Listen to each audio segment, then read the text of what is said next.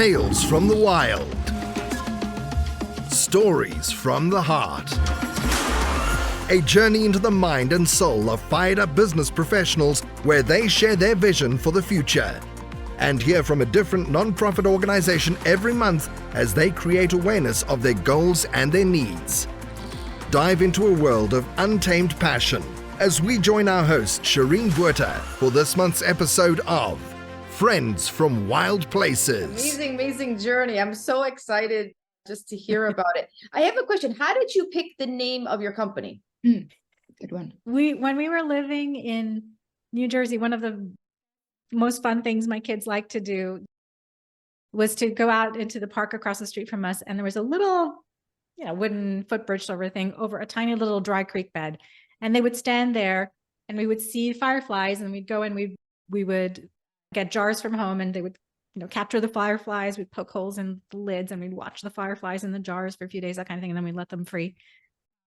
And that to me brought up those memories, the Firefly Bridge. And so I love that. Wow, that's beautiful. What a beautiful story and journey on that. Amazing. Absolutely. Yeah, I love that name. I'm just going to say, I think fireflies are absolutely beautiful. So I think that name is stunning. And to me, that whole experience of going and hanging out with the family, just watching the fireflies, that's the kind of feeling I want to have every day. That laid back, carefree time of just relaxing and enjoying each other. Nice. That's why the name stuck for me. Yeah, that makes sense. In an organized area and space around you, that will become easier to do. Yes. So we like that. Yeah. Zeenat, would you mind sharing 5 good habits that, to practice when it comes to staying organized? Sure. Well, okay. So one thing that is pretty important is learning how to stack your habits. So habit stacking is a term that became very popular with James Clear's book, Atomic Habits.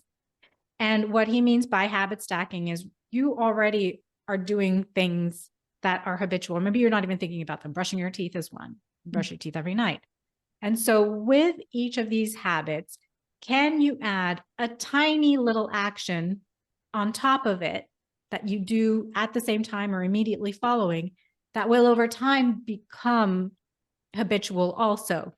And those little habits will help you to stay more organized. So for example, for me, every morning I come to the kitchen and I start warming my water up to make coffee. And that's the one habit that every morning I come out and I make my coffee. That's my habit.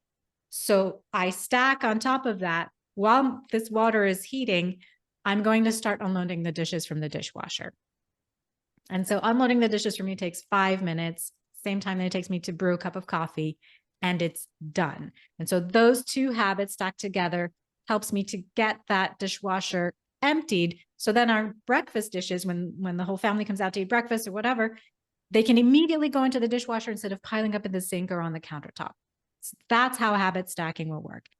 Another example might be when you're putting away the laundry, or when your kids are putting away their own laundry, that as you're putting it away, you're just taking it. And again, these are things that just take seconds. So instead of just focusing on and putting away the laundry, well, while you're putting away the laundry, you can take a quick look and say, that shirt isn't hung correctly. Let me just straighten it up. Or this drawer's, my socks are a little disheveled here. Let me just straighten those up. Takes seconds, but it's seconds that result in more organized spaces.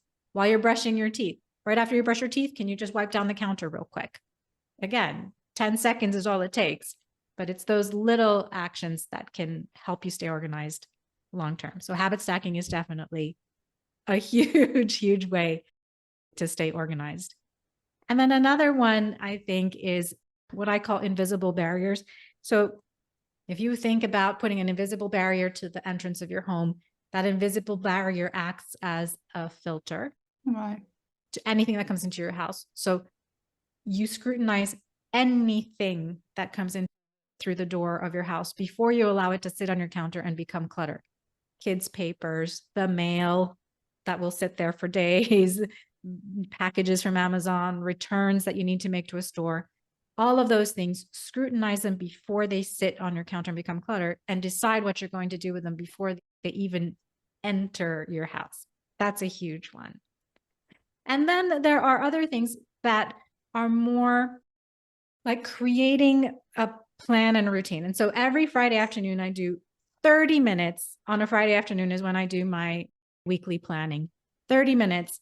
It encompasses planning my weekly schedule, my work schedule, our appointments when the kids have doctor's appointments, when we have doctors and dentist appointments, all those go on my schedule, but also on there go the very important things: date night with my husband, Friday pizza night with the kids.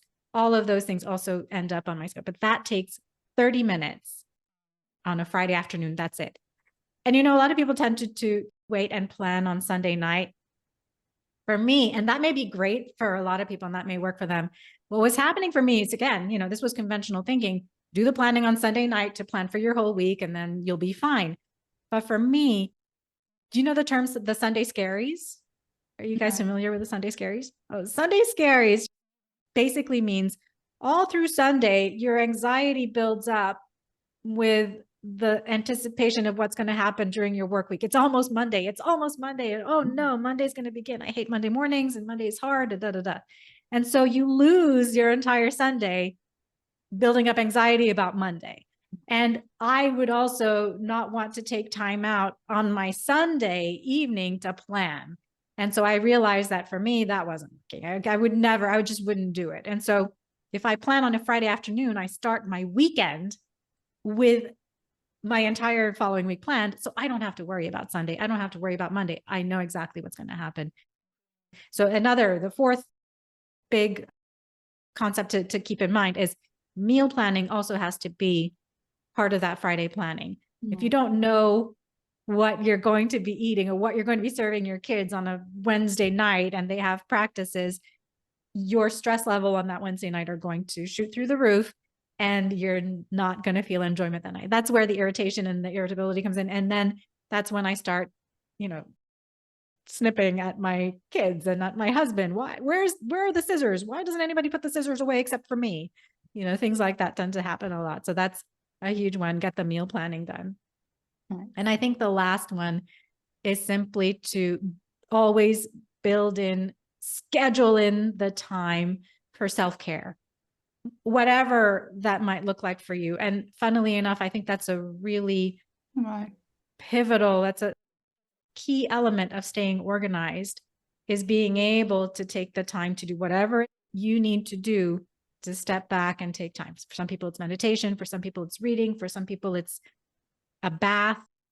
For some people, it's just, having a cup of tea, looking out the window, whatever it is. And for everyone, it's different. For some people, it might be run around, go running, which I don't understand. For me, it's not. Exercise is not my go-to for self-care, but for a lot of people, it is. Exercise is your self-care. Schedule it in, because if you don't put it on your calendar, if you don't put it on a schedule, it's not going to happen. Right. That's very interesting. Very, very fantastic. So I have a couple of questions. What about how, in your research or from your perspective, we talk about a spectrum of people, right? So I'm sure there's people that are, extremely maybe non-cluttered to extreme clutter to the point of like somebody that hoards, extreme hoarding. Right. Can you just share maybe one or two examples of that from your perspective, as far as, what has been your experience as a professional organizer when people come to you? Have you had the extreme hoarders? Where do people come to you from, I guess is the question. Right. Well, a lot of different places. I think typically the place where people will start to call an organizer is when there's some kind of life transition. So a new job, a move, a new baby, pet, the loss of a loved one, or the realization that someone in your family has hoarding tendencies and you want to be able to help them because now they're at an impasse. It's clean this, or they're having safety issues. There are safety issues in their home. So those things have to be. Now, hoarding tendencies, it's a real mental illness. And so that is something I'm not equipped to handle specifically. So if someone does present with hoarding tendencies, and I believe they might have hoarding tendencies, I will always refer them to someone who's able to help them. And within NAPA, we've got organizers who specialize in hoarding tendencies, and we can get them the help that they need. On the other end, there are people who are very structured, who need a lot of structure. So across that spectrum that you just talked about, there's what we call, well, what I would say, there's a level of structure that every person needs. Every person, I believe, needs some amount of structure, but some people do well to be able to have more flexibility, and others need very delineated systems and structures in their homes for them to enjoy living there. So for example, I need more flexibility. I can't say from 3 to 4 in the afternoon, I'm going to be doing the laundry. You know, that's just not going to work for me. What I can say is, Right. laundry days are Monday and Friday. What I wash, how I wash, what time I wash and dry things, what time I, do the ironing, whatever, that will depend on what's happening on that day and what's on my weekly plan. But I know that those are on my plan for Monday and Friday. There are other people who need everything in the containers that are clearly labeled. Everything goes in the same place every time, and do not move my scissors out of this, not even in this drawer, but in this spot in this drawer. And they need that kind of structure. And so when I go into someone's home and we do the assessment, we're talking about how they live, what they want to do with their space. Those are things that I kind of clue into. And that's how I know how they will need to structure. So yesterday I was in a lovely lady's home who, as we were working on her master closet, they're removing in after doing some remodeling. And so a lot of things were still in boxes. And so in her master closet, a lot of things were still in those plastic bins. And so as we were unpacking a lot of those things, moving things, I started by folding all the t-shirts and putting them into a drawer, all the t-shirts in one spot, all the workout pants in another spot, all of this in one spot. As you know, you typically would think, well, that's how people organize. They put all the t-shirts in one spot. And that's not how as she put it, that's not how my brain works. My brain works, I need the top and the bottom together. And so that's how we organized her space. The top and the bottom for whatever outfits she likes to organize in outfits. That's how we organized all her drawers. That's how she's going to organize all her hanging clothes, the top and the bottom next to it. And you just have to understand that not everyone has the same type of organization needs over that spectrum that you talked about. That is so interesting. Ladies, let me just pop in here with a Buzzsprout advertisement. Zeenat has also her own podcast. So if anyone wants to go and listen to her podcast's name is Zeenat Organizing with Ease. Organizing with Ease. Please go and listen if you want to know more tips and tricks on organizing and just to relieve your life a little bit from some stress if you are living in a little bit of a cluttered home. And in talking about a Buzzsprout, I'm talking about podcast. Let's talk about Buzzsprouts. Podcasting isn't hard when you have the right partners. And the team at Buzzsprout is passionate about helping you succeed. Join over 100,000 podcasters already using Buzzsprout to get your message out to the world. When I started this podcast, I didn't know where to begin and was quite overwhelmed by using Buzzsprout, though it makes it super easy and straightforward. To start your own podcast and get a $20 Amazon gift card, follow the link in the show notes. This lets Buzzsprout know we sent you, and it does help support the show. So Buzzsprout, let's create something great together. And with that, I just wanted to ask you, as a business owner, Zeenat, and you're very talented, and it's so awesome to hear all these tips and tricks on how to declutter your life and get a little bit more organized. But I'm sure as a business owner, you've also faced some difficult challenges. And if I could ask you, what ways did you overcome those challenges? What were those challenges, and how did you overcome them as a business owner? The first challenge that I faced was not understanding the time that it would really require for me to start a business from scratch, Right. with no one but me. I'm a solopreneur. When I go into homes with teams, I hire independent contractors to come with me to work on larger jobs. But everything is me. I'm the salesperson, I'm the marketing person, I'm the bookkeeper, I'm the everything. And so the time that it was taking was pulling me away from my family a lot. What I had to come to terms with was delegation. I needed to delegate more.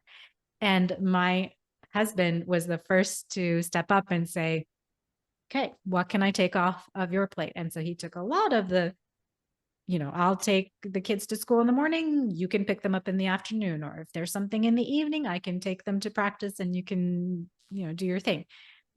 That kind of support is priceless. That kind of support, this is making you feel fulfilled and happy.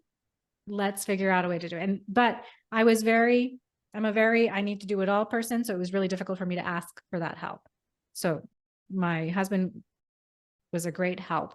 The other thing that helped is to use my network as my business partners in a way, help me to market my company and call on, the community of podcasters for help with how to get a podcast up and running and continuing to grow and all that sort of thing. So delegation was huge. So that was really my biggest challenge, is understanding when I needed to get more help. Right. The challenge for me was letting go of some things. I wanted to keep do everything myself, but at some point you have to realize you can't. Right. As a small business owner, you can't do everything on your own. That's true. So that was eye-opening. Yeah, and I think that has to do almost like the lines of like a control, like we like to control things, right? So and again, the spectrum, some people minimal control, people lots of control. So I think when we release that control, I think that's what I'm hearing you say. Yes. Also, because as a new business owner, you think how you understand how you want the feel of your company to be. What do you want the experience of your customer to be? And as soon as you give up a little portion of that, whether it's, social media marketing, or whether it's bookkeeping, whether it's anything, you start to wonder, how is that going to affect my customer? I don't want it to affect my customer. I want them to see that it's all one unified front. And so it's very important, even as a small business owner, to think, what's our mission as a company, and to share that with whoever is helping you to do any portion of your work, whether it's a virtual assistant, a bookkeeper like Shireen, anyone who is helping you, share the vision of your company and what the culture of your company is, even if it's just you, but what's the culture of your company, so that they're able to retain that, and your end customer does not see any breakpoints, anything different coming from you, whether it comes from you directly or from someone who's helping you. Right. I always say, and I'm sure you ladies have heard me say, that I get to know the fingerprint of my client's business, and that includes culture. And so by taking the time and communicating with my client on a daily basis, I'm getting to know how they operate, their culture, so that when I'm moving with them. So I'm like, literally part of their business. Yeah. Oh, that's fantastic. That's good to hear you say that, because I wonder, does that get, communicated enough? But yes, exactly. Fantastic. Right. I love that. Zeenat, what is the vision of your business? What is, like, do you, for example, like as a solopreneur at the moment, are you looking, where are you looking to go? Are you happy where you are? Are you looking to expand? What is the vision for my company is not necessarily to expand in terms of employees, because that just builds in another level of complexity. And in this point in my life, I know what I want. I want the flexibility to be able to take vacations when I want to take them and that sort of thing. And so that's not necessarily where I want to go. What I am doing, though, is I'm expanding online. And so while I still have our in-home clients here locally, and, I bring in teams to work with these clients, and we're doing a lot here now, I do want to expand my reach. And my reach meaning I want to teach people who want to learn how to do this for themselves without having to go through the expense and the time that it takes to hire a person to come in and teach them how to do it in their home or do it for them in their home, if they learn to do it for themselves, it's a lifelong thing. They've invested in themselves now for lifelong benefits, to streamline their entire life and to take back their life, to love their homes again, love living in their homes. And so by going online, I think I can reach more people, especially women, especially moms, especially mom business owners who are going through what I went through. And I want to shorten the path for them to get them there much more quickly than it took me the years and years and years of the ups and downs and learning and understanding. Let me find you a shortcut. Let me tell you what the shortcut is to get there. And so for me, I have a 90-day online program that I take people through with the ultimate goal of you will have your home. Not only will you have your home organized, but you will have your home streamlined. And so that you know how to keep it that way in 10 minutes or less a day, is because you'll learn things about how to do the habit stacking, how to create that invisible barrier at the entrance of your house, how you can incorporate those things easily into your day so that it takes just 10 minutes to keep your home organized. I mean, to do the thing that I was doing is when, oh, it's my week to do book club at my house, that afternoon I'm running frantic, throwing things into closets, cupboards, take things out to the garage. I'm yelling at everybody, pick up a pile and take it somewhere else so that I could have these women come into my home. I don't want that. I want to enjoy being in my home until the moment that they come. I want everything to be easy so that I can enjoy my life. I don't want to be organizing all the time. Tune in next week for part 3 of Friends from Wild Places. You've been listening to Friends from Wild Places with Shireen Bueta. Be sure to subscribe to the podcast from the links to catch every episode and unleash your passion.